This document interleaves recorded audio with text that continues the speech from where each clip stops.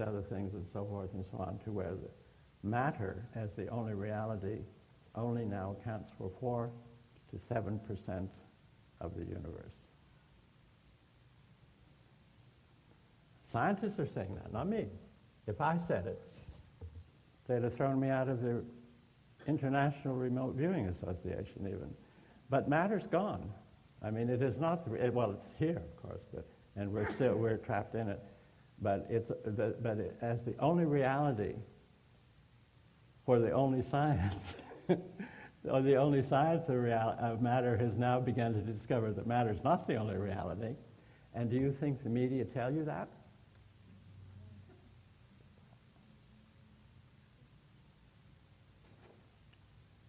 I wish I could see you better. These lights are terrible. So here it is. Physical matter accounts for only something like 4 to 7% of the universe. Now, there's something else really interesting about all this other stuff. Did you ever look up stuff in a dictionary? Did you know it's a perfectly good word? You know, it's meant to identify something that exists, but they don't know what it is, so they can legitimately call it stuff, you know. Who did that? I can see you better. The thing about all this other stuff is that it all interpenetrates each other. Does anybody here know what the word interpenetrate means? To penetrate between, within, or throughout, to mutually penetrate, to spread or diffuse through, to permeate. Your physical body is sitting here, and all this other stuff is interpenetrating it all of the time. Did you know that? You didn't know that? You should subscribe to a few science magazines and instead of watching CNN, and you might find out about it. All right, so matter alone is not going to tell us what the universe is made of. Matter alone is not going to tell us what consciousness is made of. Matter alone is not going to tell us what telepathy consists of, or precognition, or even remote viewing, right? So that part of what we're interested in studying is over with officially. And I'm going to tell you, there's a really cute story that shows where it has begun to change everything. Interpenetrating. There was, in the medieval ages, a term that was used, quintessence, which was thought to interpenetrate everything, and was, some people thought back then, the basic building blocks of reality in the universe. Is that right, Tiller? Yeah, they're using it. Well, it's come back now. I have a book on it. If you have a book on something, you think you know what you're talking about. There were also, in the Middle Ages and even earlier, back into Greek times, the word ether, or aether,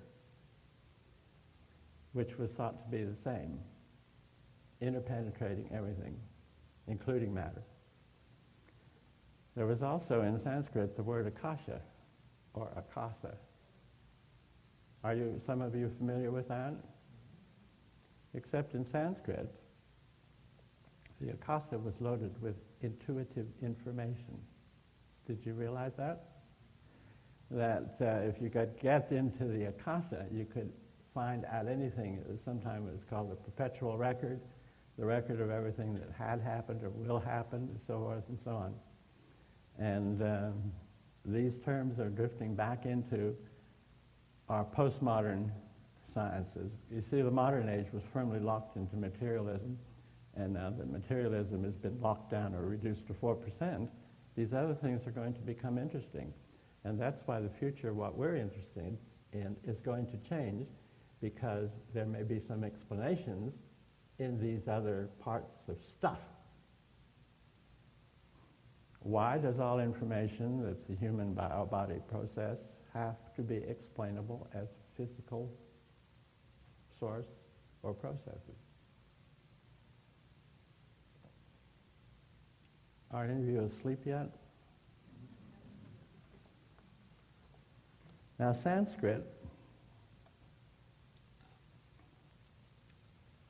has a great deal to say about interpenetrating stuffs. And when Sanskrit was first translated into Western languages, you see,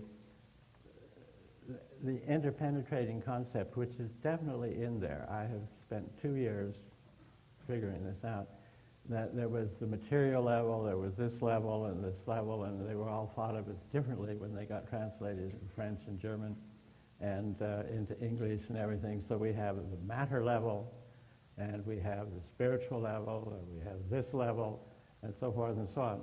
And these are thought of as distinct and separate, right? Stuff. Yeah. But they are stuff, and they're interpenetrating. And so in Sanskrit, other realities, see, I've entitled it, Sanskrit Other Realities. Oh, the quintessence book is entitled The Mystery of the Missing Mass of the Universe, the revised edition of the Fifth Essence, published in 1971 by Lawrence Krauss, Chairman of Physics at Case Western Reserve University, if you're all interested in reading that. These things are called lokas, L-O-K-A-S, and most of them are based on the root word bhur, B-H-U-R, meaning earth, matter, material existence, and experience of man's earth world. Though the bhur loka refers to the material universe, and it's the lowest of the universes, the levels, whatever you want to call it. Above that, I'm going to talk about it from the English point of view. Above the bhur loka is the bhuvar loka. And when you enter the bhur loka, you become into matter. You are forming yourself into the material world.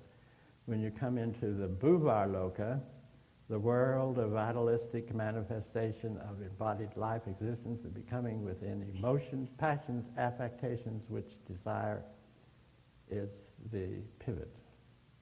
This is called, in many mystical, the desire realm. Is any of that familiar to you? Just becoming matter doesn't do anything. You have to have desires and passions too.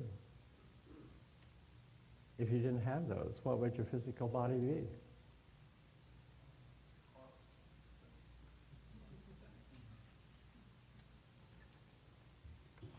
A blob, or something like that.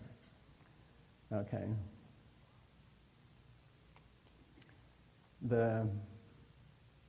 Just between the bhuvar loka and the bhur loka, earth and the desire principle, is the realm of the entangled mind.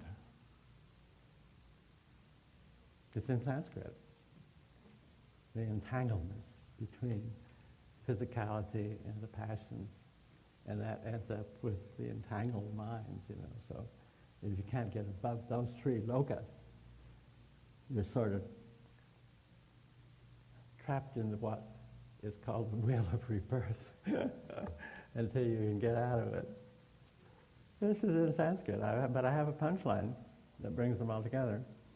Above these 3 lokas is the swar loka, the world of pure light, pure unentangled thought and feeling and becoming within a pure psychic state or plane.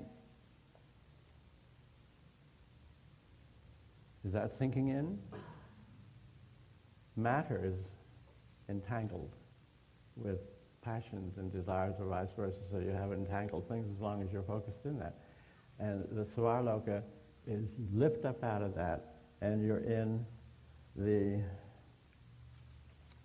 I'll read it again. You should jump for joy, actually. The world of light, pure, unentangled thought and feeling. Have any of you ever gone or experienced that state, condition?